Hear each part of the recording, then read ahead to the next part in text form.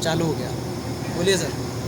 आज हम आपको engine attaching on LHB coaches के बारे में बताएंगे कि इंजन अटैच हुआ या नहीं हुआ, उसको सुनिश्चित करना भी बताएंगे। और आज हम आपको आरडीएसओ के पत्र संख्या MC/BLB/CBC डेटेड 19/12/2012 के तहत हम आपको समझाएंगे। सबसे पहले तो इंजन अटैच करने से पहले रेक में 5 कोचेज को ब्रेक अप्लाइड कंडीशन में रखना जरूरी है। फिर इसके बाद इंजन को करीब 20 मीटर दूर खड़ा रखेंगे और वहाँ से 2 से 3 किलोमीटर की स्पीड पे कोच के ऊपर, जनरेटर वाहन के ऊपर इंजन को आने देंगे। और आने से पहले कंडीशन होगी कि आप हमेशा कोच उसका इंजन का ही सीवीसी ओपन रखेंगे और कोच का सीवीसी बंद रखेंगे, जैसा कि रेलवे बोर्ड के निर्देश है।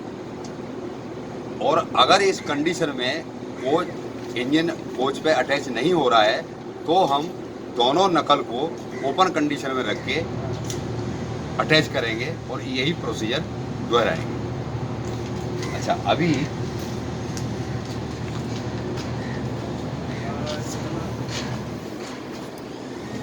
कपल होने के बाद, अगर इंजन कपल हो जाता है तो कपल होने के बाद हम ये सुनिश्चित करेंगे कि इंजन कपल हुआ है कि नहीं, सही सीवीसी दोनों के कपल हुए हैं कि नहीं। तो सबसे पहले हम चेक करेंगे ये रोटरी लॉक लिफ्टर जो है नीचे है पूरा, और जो रोटरी लॉक लिफ्टर का जो एंटी क्रीप है वो थ्रू दिखाई दे रहा है कि नहीं दे रहा है।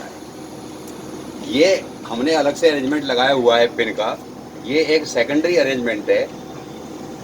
वो वैसे तो हमने रेलवे के थ्रू अरेंजमेंट जो सेफ्टी का दिया हुआ है वो हैंडल लॉक, ये हैंडल लॉक है, इसको कोई बाहर का मिसक्रिएंट उठा नहीं दे, ऊपर यहाँ लॉक कर देते हैं। बाय द वे, अगर ये लॉक ख़राब हो जाए और कोई भी इंसान इस हैंडल को ऊपर करके इसको वो कर सकता है, ऊपर उठा सकता है, तो ऊपर उठाने से ये अनकपल हो जाएगा और ट्रेन पार्टिंग हो जाएगी। उस प्रॉब्लम को दूर करने के लिए हमने ये एक अलग से पिन लगाई हुई है। ये लॉकिंग पिन है जिसको कि यहाँ लगा देते हैं। इसको यहाँ लगाने से रोटरी लॉक लिफ्टर हैंडल ऊपर करने से भी ऊपर नहीं जाएगा और ये अनकपल नहीं होगा।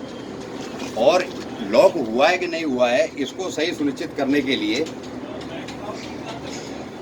ये जो रोटरी लॉक लिफ्टर रिब है ये डाउनवर्ड वर्टिकल होनी चाहिए। और ये यहाँ पे ये यू शेप का जो दिया हुआ है टेल यू ग्रूव, अभी इस पे हमने ये वाशर वेल्ड कर दिया है। ये ओरिजिनली इसका पार्ट नहीं है, ओरिजिनली इसमें यू शेप का एक टेल ग्रूव दिया हुआ है। वो ग्रूव से और ये ग्रूव इधर के भी ग्रूव तक आर पार क्लियर दिखना चाहिए। और ये rotary lock lifter rib downward vertical होनी चाहिए। तो इससे ये सिद्ध होता है कि हमारा लॉक कंप्लीटली बैठ गया है। अगर ये नहीं है ये कंडीशन तो समझो कि पार्शियल लॉक है, और उसको कंप्लीट लॉक करने के लिए ये कंडीशन होनी चाहिए जैसा कि पत्र में दर्शाया है। अच्छा, अभी ये है नकल। कुछ पार्ट्स के बारे में बताते हैं।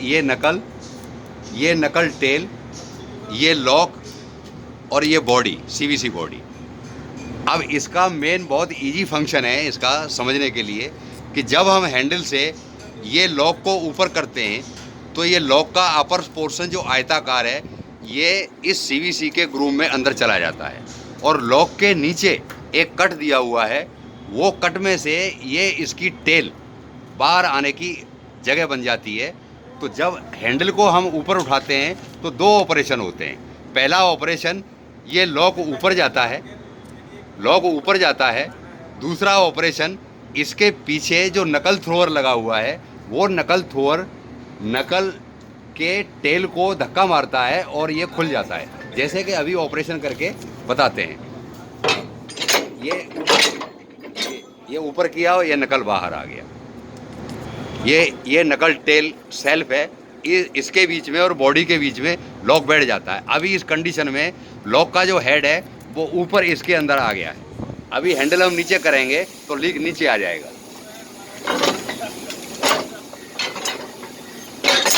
ये अभी ये लॉक नीचे आ गया। ये लॉकिंग का मतलब क्या है? लॉकिंग का मतलब ये है, सीवीसी लॉकिंग का प्रॉपर मतलब ये है कि नकल टेल सेल्फ और बॉडी के बीच में ये लॉक कंप्लीटली परफेक्ट बैठ जाना चाहिए।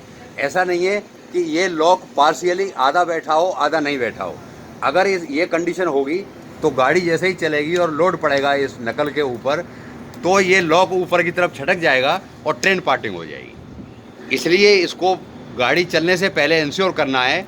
वो टेल रीसिस ये जो दिए हुए हैं यहाँ पे, ये ग्रुप यू ग्रुप बताया, इसके आर पार दिखना चाहिए। और ये जो रिब है, इसकी रोटरी लॉक लिफ्टर की रिब है, ये वर्टिकल डाउनवर्ड होनी चाहिए। ये दो चीज़ से मालूम पड़ेगा कि कंप्लीट परफेक्ट लॉक हो गया है। Thank you.